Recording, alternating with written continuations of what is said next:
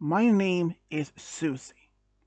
A few years ago, I had an encounter with someone that really scared me so bad. In fact, I have read stories of other people's encounters with something similar to what I had, and that is with a fake police officer. We all know that they are meant to protect and serve the community.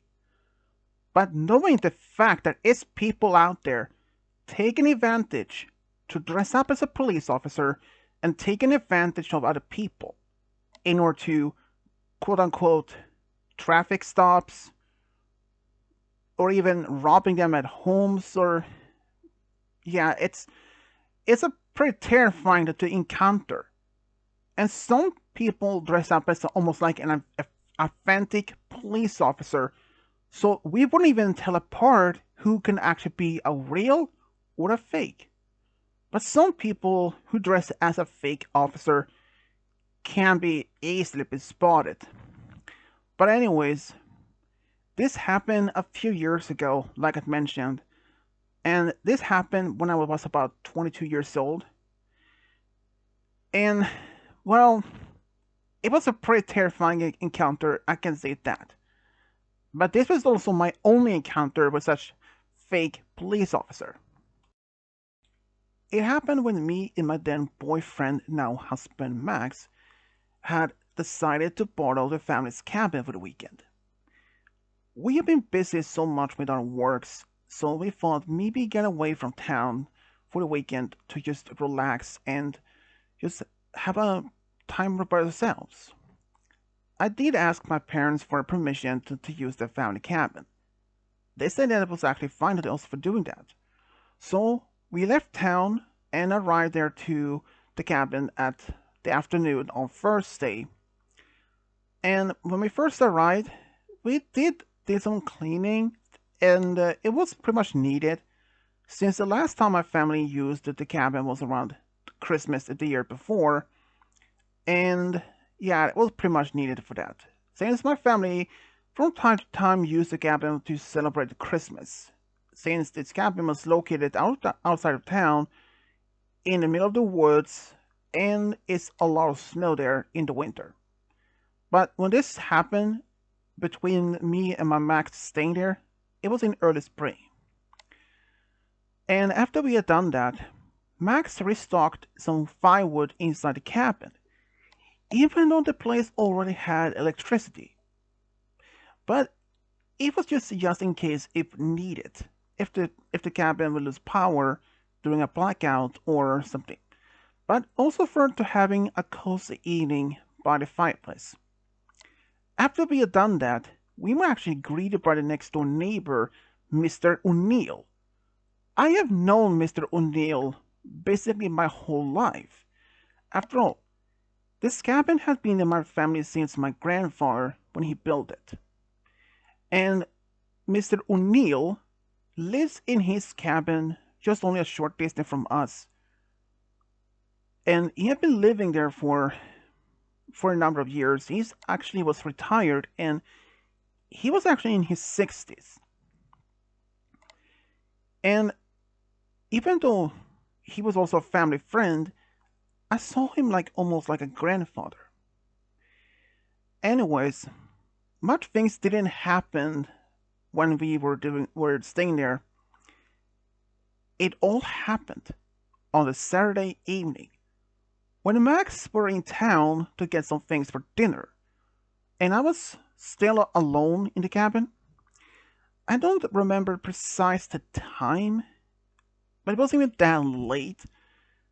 I think it was around, if I give a guess, 4 p.m. like that. It was still daylight outside, and there was a knock on the door. When I opened, it was a police officer there, a man in his 30s.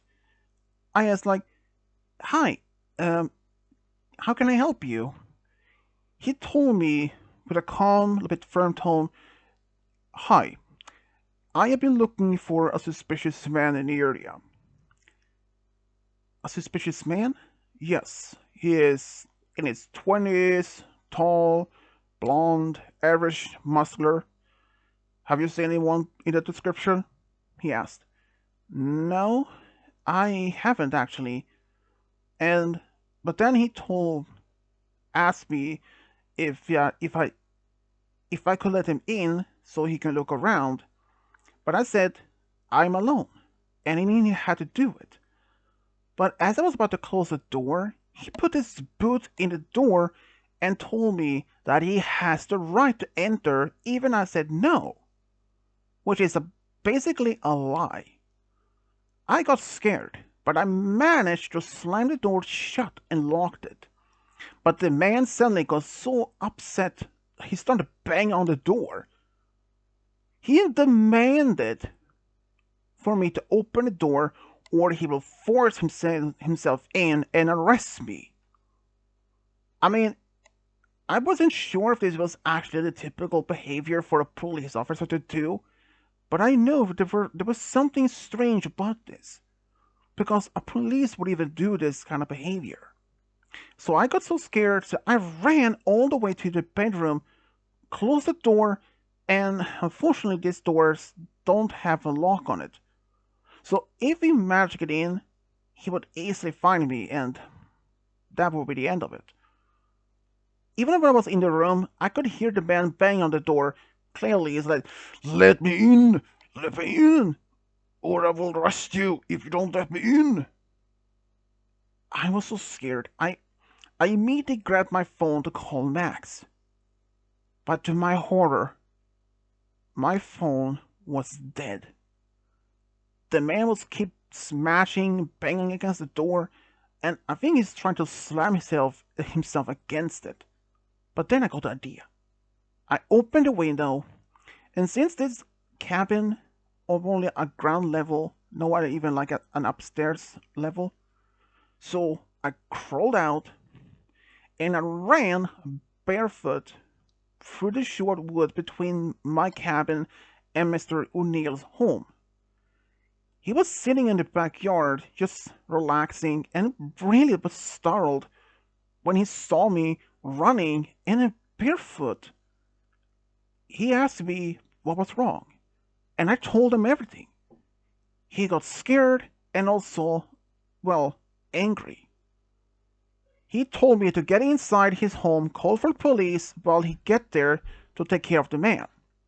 I sure enough ran into his home, called for police, and I remember, Max was still out. He could appear at any time. But then I heard a gunshot. Or at least I recognized the sound was a shotgun. So later, the police arrived, and I thought maybe it was at least safe enough to go over there. So I went over, and I saw the man in handcuffs.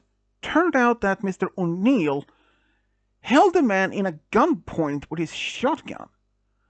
And another thing is, it turns out the man was a fake police officer, and after he was taken away in a car, the other rail officers recognized Mr. O'Neill as he was a retired officer. That was something I didn't even know about. But after the officers had left, Max came back, and he was actually a bit surprised to see both me and Mr. O'Neill in front of the cabin. I told him about what happened, and Max, well, he was very grateful to Mr. O'Neill, and I was really surprised, but at least Mr. O'Neill promised to keep an eye open if something would happen. And, well, after the weekend was over, I actually informed my parents of the events of what happened at the cabin. They were stunned and shocked and scared at the same time, but they were grateful to Mr. O'Neill. They told me that they knew that he was a retired officer, just they didn't tell me about it. I mean, even though there wasn't, I thought maybe at the time maybe it wasn't necessary to know. But I'm grateful to know that. And I can say Mr. O'Neill is very much still there in his cabin, and I'm still grateful. And every time when I'm going over, I always give him something like some snacks or anything, or helping around in the cabin as a thank you. Even though he told me every single time that not necessarily needed anymore because he had all been doing it. But I saw him not only as a friend, but also as a grandfather and as part of my family.